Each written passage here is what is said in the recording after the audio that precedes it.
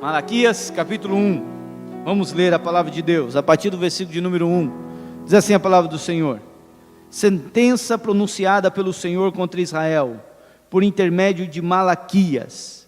Eu vos tenho amado, diz o Senhor, mas vós dizeis, em quem nos tem amado? Não foi Esaú, irmão de Jacó? Disse o Senhor, todavia amei a Jacó, porém aborreci a Esaú, e fiz dos seus montes uma assolação, e dei a sua herança aos chacais do deserto. Se Edom diz, fomos destruídos, porém tornaremos a edificar as ruínas. Então diz o Senhor dos exércitos, eles edificarão, mas eu destruirei, e Edom será chamado terra de perversidade, e povo contra quem o Senhor está irado para sempre. Os vossos olhos o verão, e vos direis, grande é o Senhor, também fora dos limites de Israel. Amados irmãos, sempre quando um ministro vai pregar o evangelho, pastor vai pregar, sempre há dois ministros.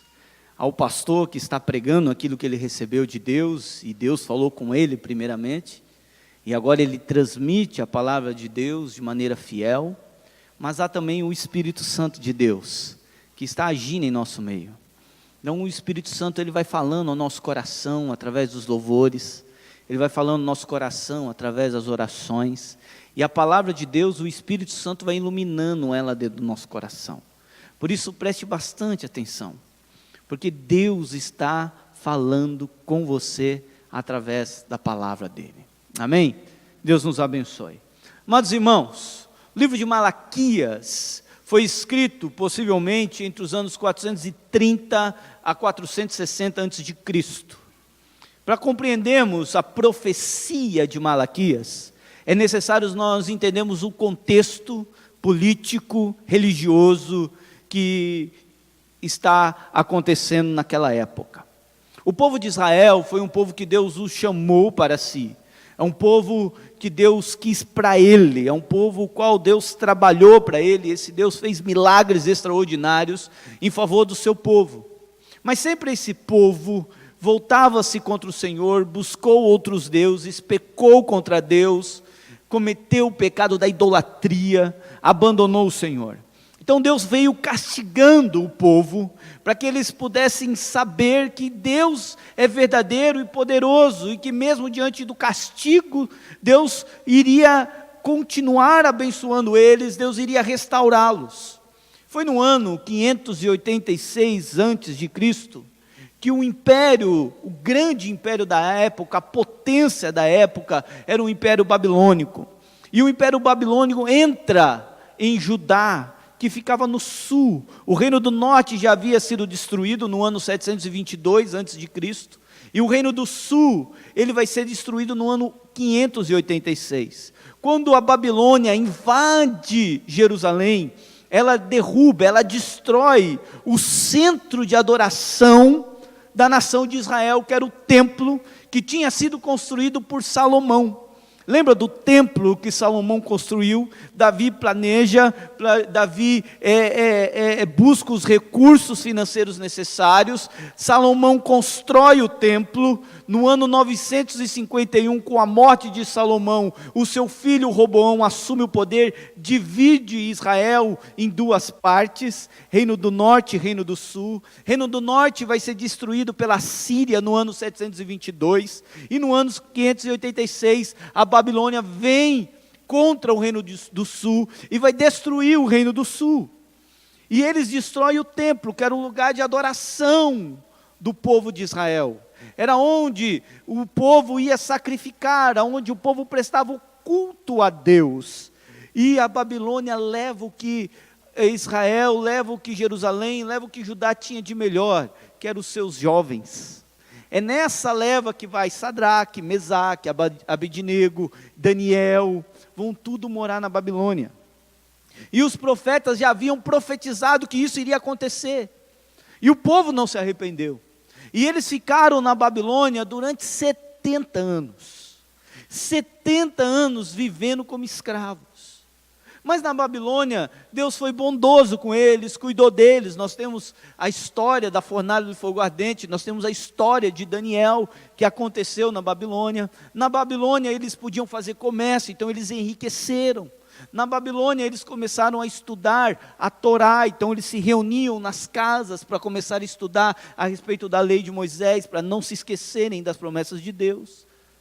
Até que o Império Babilônico cai e surge um império chamado dos Medos e dos Persas. E é no Império dos Medos e dos Persas que eles são liberados para voltar para Jerusalém. E é nessa época que vem Neemias para reconstruir os muros. É nessa época que vem Esdras, juntamente com o sacerdote Zorobabel, para reconstruir o templo. E assim é feito. Os muros são reconstruídos, o templo é reconstruído, e é nesse contexto, depois do templo ser reconstruído, 100 anos aproximadamente depois, que surge um profeta chamado Malaquias, trazendo uma sentença, uma profecia para a nação de Israel que tinha voltado do cativeiro. Observe que Malaquias, nós não temos informações dele. É muito pouco, nós não sabemos de onde ele veio, nós não sabemos quem é o seu pai, nós não sabemos de qual tribo ele pertence, nós não sabemos. Alguns teólogos acham que Malaquias é um pseudônimo de algum outro homem, ou até mesmo de Esdras, mas não, era uma pessoa. Malaquias significa meu mensageiro, é aquele que traz a mensagem de Deus, é aquele que está falando em nome de Deus, é aquele que traz a voz profética, é aquele que tem uma palavra para o povo de Deus, meu mensageiro. E ele começa a sua profecia, dizendo em nome de quem que ele está falando, e ele começa com uma palavra muito dura para aquela nação, que tinha voltado do cativeiro. Eles voltaram do cativeiro, e alguns não quiseram voltar. Alguns ficaram lá na Babilônia, outros foram para o Egito.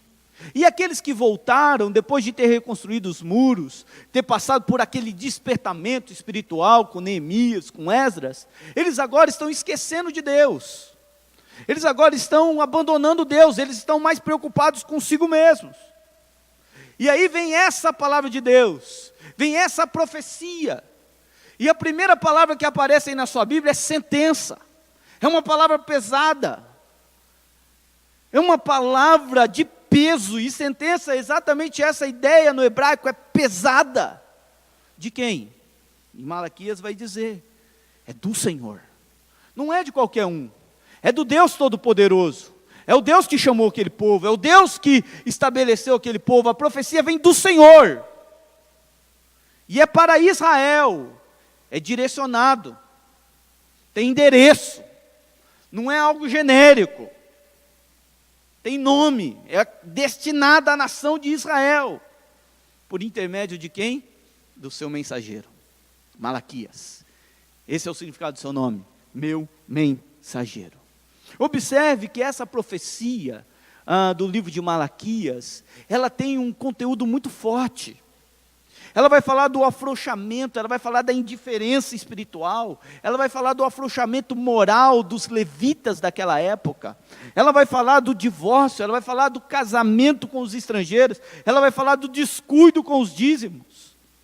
É uma palavra pesada. E observe que há 8 indagações do povo para com Deus. Na verdade, 8 diálogos que Deus tem. Então Deus vai dizer algo e o povo vai contestar. Deus vai dizer algo e o povo vai dizer o porquê. Observe comigo, vamos analisar. Verso de número 2, por gentileza. Olha a palavra de Deus. Eu vos tenho amado, diz o Senhor. Observe, o Senhor está dizendo para aquela nação, eu vos tenho amado. E o que eles respondem para Deus? Em que nos tem amado. A primeira indagação do povo para com Deus é essa. Que história é essa que o Senhor tem nos amado? Que história é essa que nós somos amados pelo Senhor? Em que nós podemos ver o teu amor?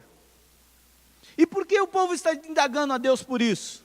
Porque quando eles voltaram para a terra de Jerusalém, 70 anos depois, a terra está sem trabalho. Eles passaram por um avivamento com Neemias, com Esdras, sim, passaram. Mas agora eles estão passando por um momento difícil.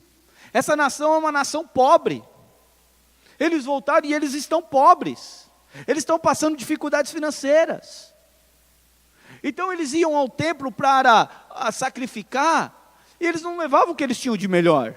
Eles levavam o resto. Eles estão tendo que pagar impostos ainda para os medos e para os persas. E diante disso, o que eles lembram? Eles lembram dos profetas que disseram que o Deus Todo-Poderoso ia tirar eles do cativeiro, ia dar a eles uma nação próspera, grande, forte, e a situação deles agora é totalmente ao contrário. É uma situação delicada, complicada. Eles ainda, entre aspas, são escravos. Tem que pagar os impostos. Então eles estão dizendo, isso é amor? A gente está passando por toda essa dificuldade e o Senhor, Deus, vem dizer que nos ama? Em que o Senhor tem nos amado? Onde está o seu amor? Observe que essa indagação, ela parece uma coisa assim, prepotente. Olha, ele está falando com Deus Todo-Poderoso e vai indagar Deus a respeito do amor dele. Mas quantas vezes nós também fazemos isso? Diante de uma dificuldade, diante de uma adversidade, diante de um momento difícil da vida, nós indagamos, onde está Deus? Cadê o amor de Deus? Se Deus me ama tanto, por que eu sofro? Se Deus me ama tanto, por que eu estou passando por dificuldade? Por que aquele que não ama a Deus prospera? Por que aquele que não ama a Deus está na cabeça e eu estou me sentindo cauda? Onde está o amor de Deus? Essa é a indignação do povo. Observe comigo o verso de número 7, agora. Melhor dizendo, verso de número 6, diz assim: o filho honra o pai e o servo ao seu senhor. Se eu sou o pai, onde está a minha honra? E se eu sou o Senhor, onde está o respeito para comigo? Diz o Senhor dos Exércitos. A vós outros, ó sacerdotes, que desprezais o meu nome, vós dizeis, em que desprezamos nós o teu nome? Agora, há uma outra indagação deles. Deus está dizendo para eles, vocês estão desprezando o meu nome. Principalmente aqui, os sacerdotes, os levitas. E eles vão dizer, no quê? Em que nós estamos desprezando o teu nome? O Senhor não pediu sacrifícios? A gente está fazendo. Observe que chega um momento da nação de Israel, que o templo já não era tão, esse segundo templo que foi construído, era um templo até um pouco menor do que o templo de Salomão. Os sacrifícios que eram feitos, estavam sendo feitos de qualquer jeito, os sacerdotes já estavam de saco cheio daquilo, usando uma expressão para que todo mundo entendesse, está cansado daquilo. E aí eles recebem uma mensagem de Deus, uma sentença, uma palavra dura, pesada, dizendo, olha, o Senhor está dizendo que é um pai para nós, que nós estamos desprezando o teu nome no quê? Olha a nossa situação, e observe agora o versículo de número 7, ofereceis sobre o meu altar pão imundo e ainda perguntais, em que te havemos profanado?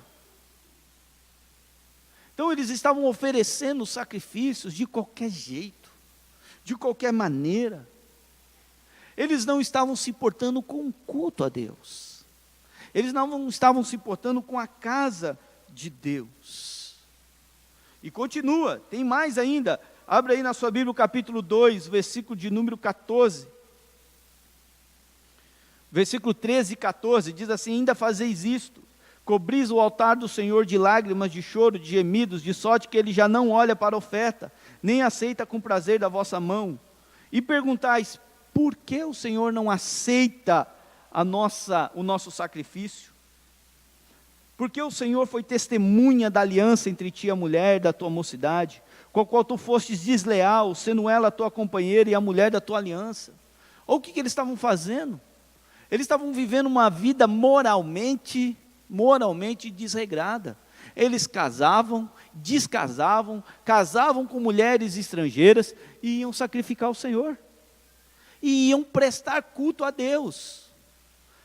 Então eles cometiam, se fosse nos nossos dias, adultério, eles cometiam traição durante a semana e no domingo vinha cultuar a Deus. E Deus está chamando a atenção deles. E eles estão dizendo, mas por que o Senhor está chamando a nossa atenção? Por quê? Porque o Senhor não está recebendo a nossa adoração? Porque o Senhor não está recebendo a nossa oferta de gratidão, os sacrifícios que nós levamos a Ti? Por quê? Os sacerdotes nessa época, eles já estavam fazendo o sacrifício algo automático na vida deles. Era como se o pastor viesse pregar aqui achando que é um peso a pregação. É como se os músicos viessem cantar achando que isso era um peso. Puxa, mais um domingo, eu vou ter que ir lá pregar, eu vou ter que ir lá falar, eu vou ter que ir lá falar. Então os sacerdotes estavam fazendo sacrifícios dessa maneira, de qualquer jeito. E a palavra é para eles também. Observe que ele usa aqui o termo levita. Eu já ouvi muitas expressões e muito significado de levita. Já vi muito músico dizer, não, eu sou levita na casa do Senhor. Mas sabe por que eles estavam cansados? A função do levita era matar um animal, era cortar um animal, era limpar o altar, era separar as ofertas. Se sobrasse tempo, eles iriam tocar. Se sobrasse tempo, eles iriam tocar. Então, quem é da música, chegar e falar assim, pastor, eu sou um levita, então você vai ter que vir na igreja, vai ter que limpar a igreja, vai ter que cuidar da grama da igreja, tudo isso. Aí se sobrar tempo, você canta aqui na frente. Era isso. Esse é o ministério levítico, é cuidar da casa do Senhor. E eles tinham que fazer isso, porque eles não tinham terra como herança, a herança deles era o Senhor, era o templo. Eles tinham que cuidar do templo, da casa de Deus. Mas voltando ao texto, observe aí o capítulo 2, o versículo de número 17, que diz assim, enfadais o Senhor com vossas palavras, e ainda dizeis, em que enfadamos o Senhor? Em que enfadamos o Senhor? Eles estavam fazendo as coisas achando que Deus não estava vendo. Eles estavam profanando aquilo que era sagrado diante de Deus. E eles ainda diz para o Senhor, em que nós estamos enfadando o Senhor? Em que? Agora, vamos pular capítulo 3, o versículo de número 7. Finalzinho diz assim, em que havemos de tornar? Então o versículo 7 diz assim, desde os dias de vossos pais, vos desviastes dos meus estatutos, e não os guardastes. Tornai-vos para mim, e eu me tornarei para vós outros, diz o Senhor dos Exércitos. Olha o que o Senhor está dizendo para eles, olha, volta para mim. Voltem para mim, se arrependam. É um apelo, volte para o Senhor dos Exércitos. Sabe qual é a resposta do povo para Deus? Tornar para o Senhor, por quê? Porque eu devo que me arrepender. É isso que está no texto. Em que devemos nos tornar ao Senhor? Porque eu devo largar a vida que eu estou vivendo hoje. E o texto vai continuar, olha o verso de número 8. Todavia vós me roubais e dizeis, em que roubamos? Sabe onde eles estavam roubando ao Senhor? Porque na lei de Moisés, eles tinham que pegar um animal, uma ovelhinha, em perfeito estado, a melhor do rebanho, e levar até Deus como uma oferta. Aí o que eles estavam fazendo nessa época? Nasceu lá um cabritinho, uma ovelhinha cega. Então eles pegavam aquilo que não tinha valor nenhum, cega, ou com algum defeito, e levava para a casa de Deus. E sacrificava. Aí Deus está falando, olha, vocês estão me roubando. E eles estão dizendo, no quê? No quê? Estou preocupado com o meu sustento da minha família. Não com o Senhor. Capítulo 3 ainda, o versículo de número 13. Olha o que diz, as vossas palavras foram duras para mim, diz o Senhor, mas vós dizeis, que temos falado contra ti. Então Deus pega todas essas respostas desse povo, e diz, ó, vocês estão respondendo, o que vocês estão falando, é duro ouvir isso. E ainda vocês estão dizendo, não falamos nada demais. É como um filho que o pai cuida dele, que o pai abraça, que o pai beija, que o pai está preocupado, paga o colégio, paga futebol, paga balé, paga isso, paga aquilo. E no final, o filho olha para o pai e diz assim, mas isso não é o suficiente para mim te amar. Isso não é o suficiente, o Senhor não merece a minha adoração. O que esse povo está dizendo é exatamente isso. Esse povo, ele está demonstrando tanto a dureza do seu coração, eles já não estavam dando a Deus um culto ao Senhor. E o que isso tem a ver comigo e com você nessa noite? O que isso tem a ver conosco, com a nossa vida? E a pergunta que nós devemos fazer é, será que nós também não estamos fazendo igualzinho a esse povo? Nos preocupando mais conosco, com os nossos bens, com os nossos afazeres, do que com o nosso culto a Deus. Vale salientar o que é culto a Deus. A gente às vezes vem para a igreja achando que nós estamos indo para receber.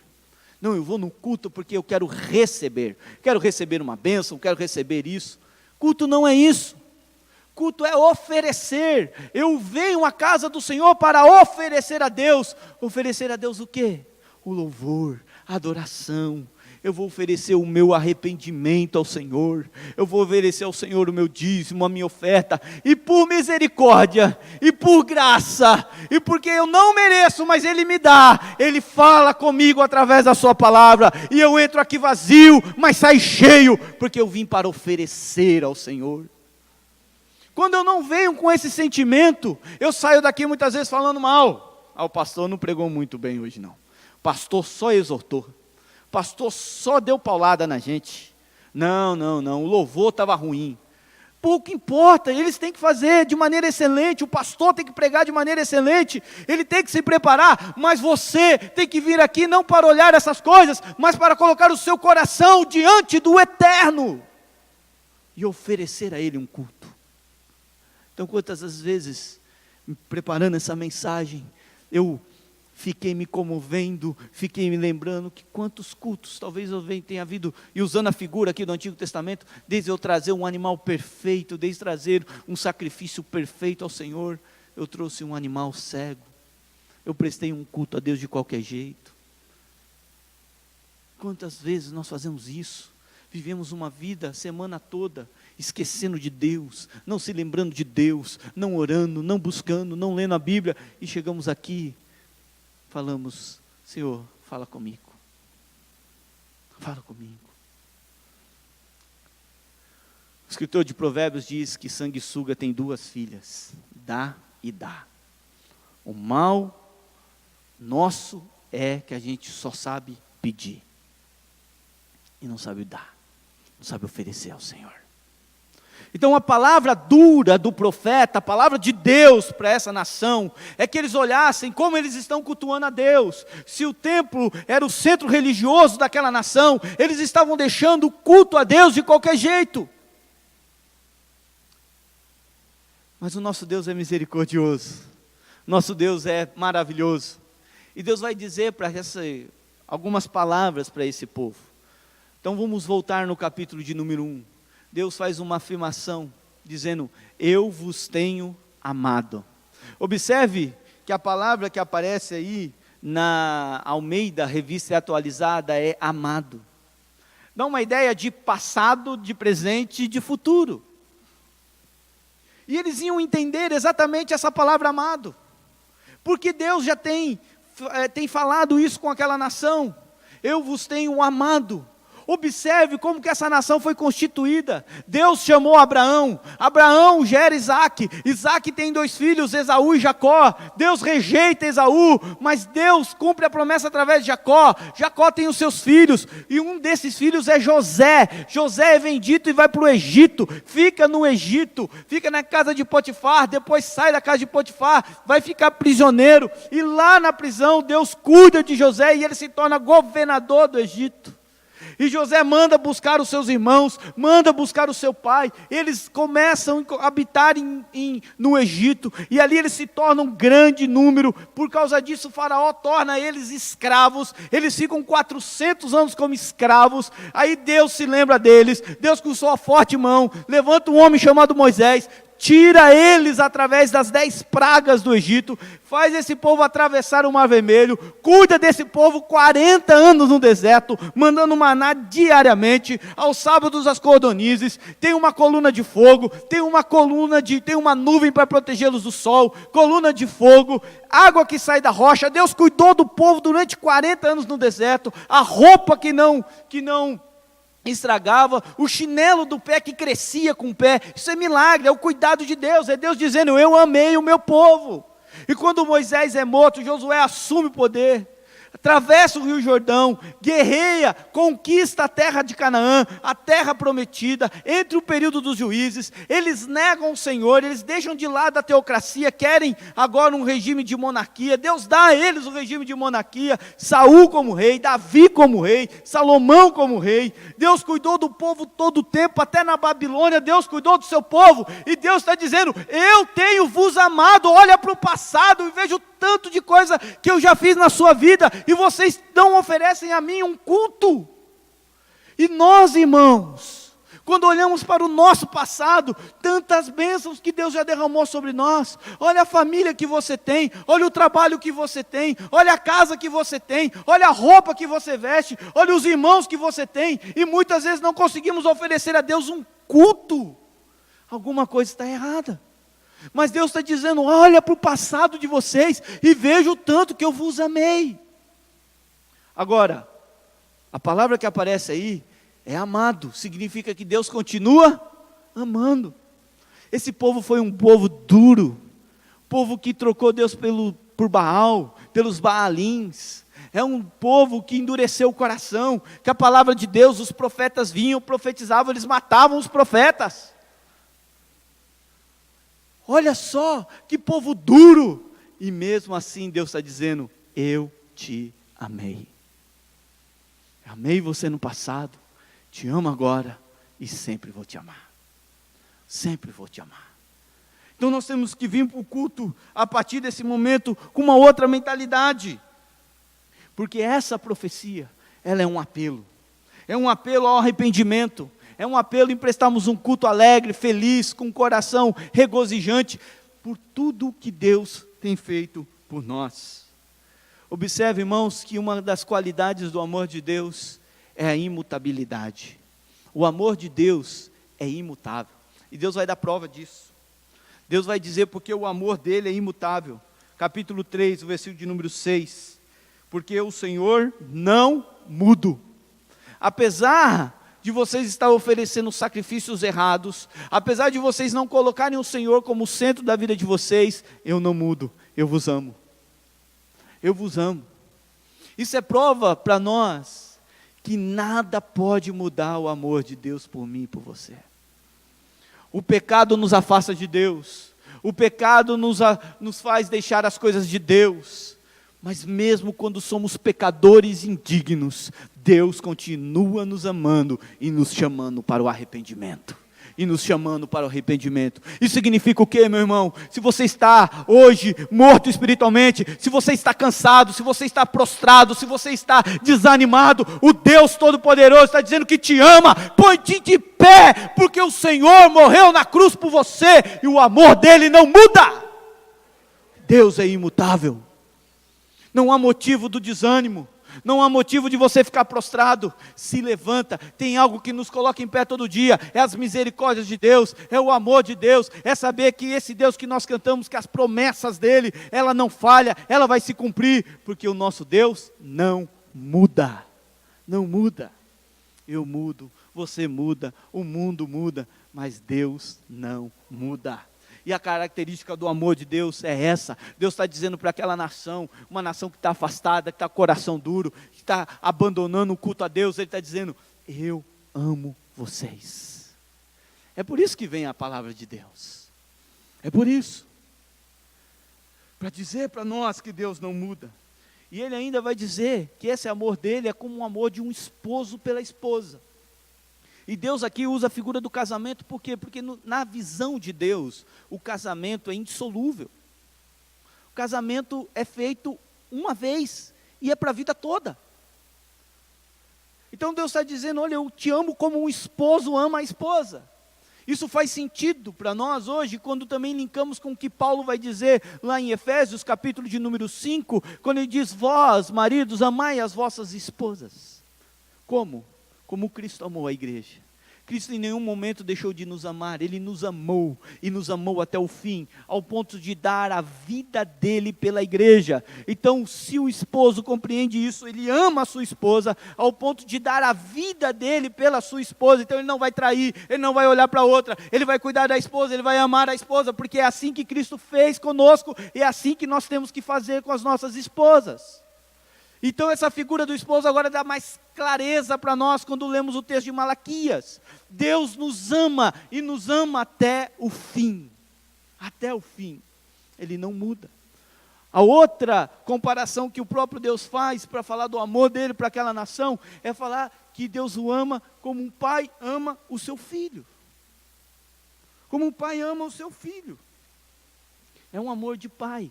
É um amor de mãe. Às vezes eu vejo as guerrinhas aí nas redes sociais da vida, que amor de mãe é incomparável. Aí o pai coloca outro poste assim, o amor do pai também é incomparável, né? Estou falando dos pais, pai e mãe, não dá para medir, né? E o que Deus está dizendo? Olha, vocês são os meus filhos, e eu amo vocês. Eu estou dando essa palavra dura, porque eu amo vocês. Porque eu amo vocês. Como é difícil castigar um filho. Quem tem prazer em castigar um filho? Quando eu não era só filho, né? Não tinha tido ainda o Mateus, alguns atos dos meus pais, da minha mãe, do meu pai, eu contestava. Será que isso é amor? Colocar a gente de castigo é amor? Né? Aí quando a gente tem o filho vai crescendo, né? E você vai tendo que dar os castigos, né? Não, agora você vai ficar sem isso, você vai ficar sem aquilo, para você aprender. Dói no nosso coração. Dói dizer não para um filho. Mas a gente faz isso por amor. Então quando Deus castiga o seu povo, quando Deus está nos ensinando, tira algo de nós, ou não nos dá exatamente aquilo que queremos naquele momento, é a maior prova, ou melhor dizendo, é uma das provas que Deus nos ama. Ele está nos corrigindo.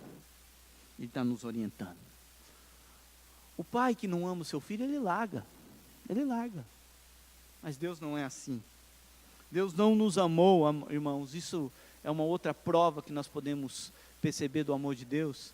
É que Deus não nos ama porque temos algo de bom. Isso é claro. Olha a situação desse povo. O que eles têm de bom nesse momento? Nada. O que eles estão fazendo para agradar a Deus? Nada. Tudo que eles estão fazendo está desagradando a Deus, e Deus não vê virtude neles. Eles não têm virtude nenhuma. Mas mesmo assim, Deus ama eles. Deus ama eles. Oséias já tinha profetizado isso, capítulo 11, versículo de número 1. Depois você lê na sua Bíblia a respeito disso. Não há virtude em nós. A Bíblia diz que nós estávamos mortos em nossos delitos e pecados. Não merecíamos a salvação. Somos indignos do amor de Deus. Mas Deus ainda assim decidiu na eternidade nos amar. Nos amar. Eu tenho que dar o meu culto a Ele por causa disso. Eu tenho que vir com alegria no coração. Agora eu começo a entender quando o salmista diz: alegrei-me quando me disseram, vamos à casa do Senhor. É porque Ele me amou. É porque Ele me amou. Então a causa do amor de Deus não está em nós. Está nele mesmo. Nele mesmo. Ele escolheu a nação. Ele fez o que Ele tinha que fazer por aquela nação. Assim Deus fez conosco, Ele nos amou. Por isso que Jesus vai dizer em João capítulo 15, versículo 16, Ele vai dizer: não foste vós que me escolhestes, eu escolhi a vós. Eu escolhi a vós. Então o amor de Deus, uma outra característica do amor de Deus, é que o amor de Deus é muito paciente. Deus não perde a paciência. né? Como nós perdemos, Deus não. O amor de Deus é paciente. Ele vai explicar ao povo. Olha só, Deus diz: eu vos tenho amado, verso de número 2. Aí no versículo de número 2, o povo questiona: mas por que o Senhor tem nos amado? Como assim? Que amor é esse? Na situação que nós estamos, ainda o Senhor vem dizer que nos ama? Aí Deus vai explicar para eles. Olha que Deus paciente. Deus vai explicar. Deus diz assim: olha, vocês lembram de Esaú e de Jacó? Lembram? Eu escolhi Esaú. Eu escolhi Jacó e rejeitei Esaú. Esaú vai gerar uma nação, um povo chamado de Edomitas, os Edomitas, que quando o povo de Israel foi levado para o cativeiro, eles ficaram tirando sarro. E esse povo dos Edomitas vão ser destruídos. E eles diziam: não, pode nos destruir, porque nós vamos nos reerguer. E Deus vai dizer: vocês nunca mais vão se reerguer. Vocês não vão se reerguer. E Deus está fazendo isso, está mostrando para a nação de Israel que Ele fez isso porque Ele ama a nação de Israel, que Ele cuida da nação de Israel. Então nosso Deus é paciente. Ele está nos explicando nessa noite, e trouxe você aqui para dizer que Ele te ama, e que Ele quer de você um culto sincero, um coração quebrantado, que você venha na igreja para oferecer a Ele. E observe que Deus, Ele não quer que a gente dê a Ele um culto de adoração como nós queremos. Ele coloca as exigências dEle, Ele quer ser adorado da maneira que Ele quer. Por isso que Ele colocou para a nação de Israel um templo, os sacrifícios, tinha que cortar o cordeiro, tinha que tirar o sangue, tinha que separar as gorduras. É dessa maneira. Quem vai ser adorado exige como vai ser adorado. É isso que Deus está dizendo. E Deus para nós também exige de nós a nossa adoração e diz como tem que ser a nossa adoração. Com o coração contrito, com o coração quebrantado. Vimos a casa do Senhor com alegria. É isso que Deus requer de nós. Então o amor de Deus, além de ser tudo isso, esse pequeno versículo me mostra que o amor de Deus é contínuo. É contínuo. Ele começa na eternidade e vai para todo sempre. Todo sempre. É contínuo. Eu vos amo. Eu vos tenho amado. Jeremias vai dizer, Jeremias 31:3, que Deus nos ama com amor eterno. E com a sua bondade, com a sua benignidade, Ele nos atrai. Ele nos atrai. É isso que Deus está dizendo para nós. É isso que Deus está dizendo para aquele povo. Que Deus amou com amor eterno, e com a sua bondade, com a sua misericórdia, Ele nos atrai para Ele. Romanos capítulo 5 diz que Deus prova o seu amor para conosco, pelo fato de ter Cristo morrido por nós, sendo nós ainda pecadores. Que amor é esse? Que amor é esse? Quando eu vejo essa palavra de Deus para esse povo, e o povo indagando ainda a Deus, o povo demonstrando duas coisas. Deus demonstrando o seu amor, e o povo demonstrando duas coisas: uma insensibilidade ao amor de Deus, e a segunda coisa, uma ingratidão ao amor a Deus. Isso não pode estar no nosso coração. Você não pode estar insensível ao amor de Deus. Você não pode ser uma pessoa ingrata ao amor de Deus, porque Deus fez uma obra tremenda, e Deus está mostrando para esse povo o que Deus realizou na vida deles. Deus realizou 4 coisas. Primeiro, Deus elegeu esse povo. Ele vai dizer: eu rejeitei Esaú, mas amei a Jacó, e é de Jacó o pai de vocês. Por isso que eles oram: Deus de Abraão, Deus de Jacó, Deus de Isaac. Segundo, Deus protegeu esse povo durante toda a história deles. Assim Deus protege nós em toda a nossa história. Terceiro, Deus disciplinou o seu povo, assim Deus também nos disciplina como Pai. E Deus restaurou aquele povo, e Deus nos restaura a alegria, o ânimo, a força, a salvação em Cristo Jesus. Pois bem, concluindo, quero deixar aqui algumas lições práticas para nós nessa noite. A primeira delas é que o amor de Deus é maravilhoso. E eu quero fazer algo aqui que muitas vezes até a minha esposa, Monique, ela diz: não faça isso, isso não é legal. Mas eu sou duro, eu falo que eu vou fazer. Diga para a pessoa que está ao seu lado, Deus é maravilhoso. A gente precisa lembrar sempre disso. Deus é maravilhoso, irmãos. A despeito das nossas dificuldades, das intempéries da vida, Deus é maravilhoso. Deus é maravilhoso. Então venha cultuar o Senhor com essa certeza, que Deus é maravilhoso.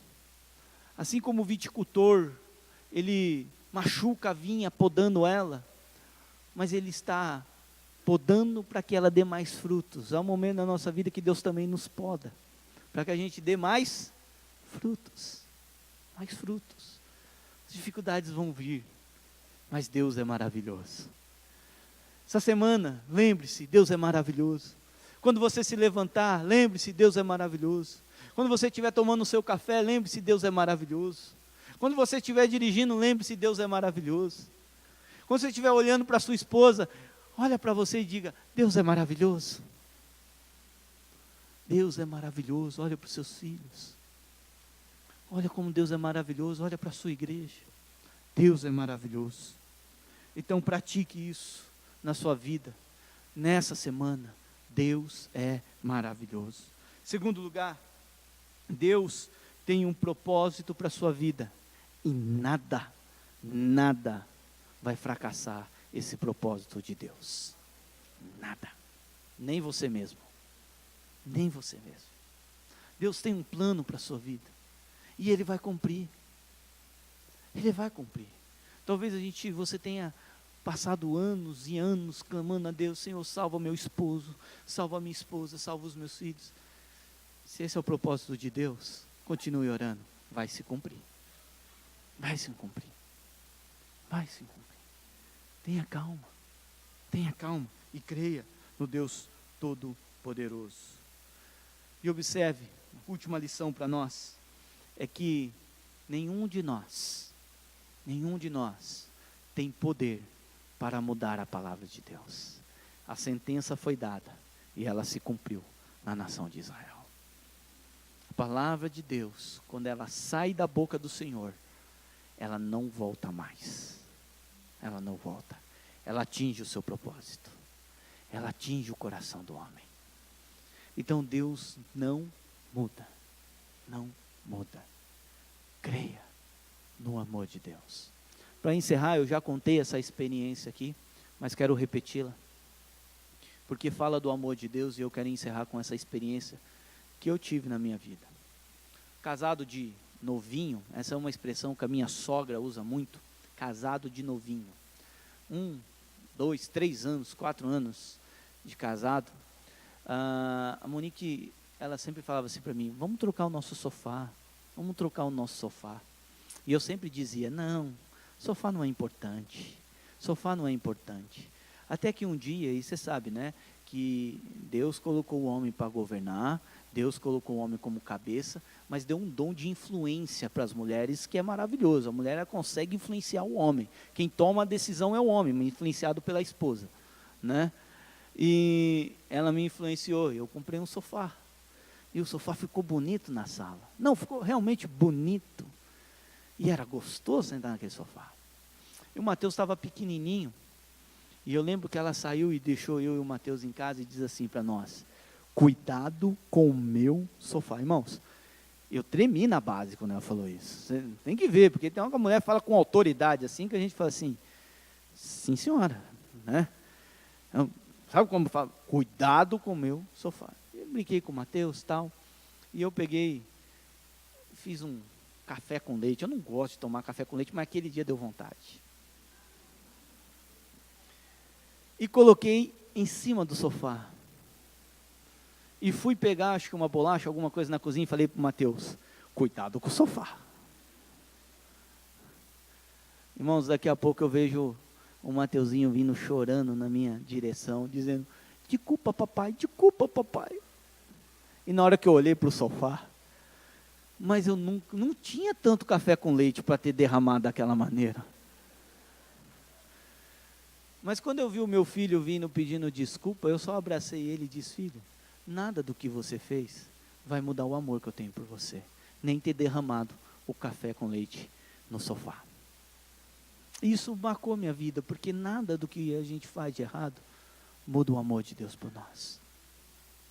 Se nós irmos até Deus, nós vamos encontrar o abraço de Deus nas nossas vidas. Amém? Monique ficou brava comigo, mas depois me perdoou. Fim da história. Vamos ficar em pé e vamos orar ao Senhor.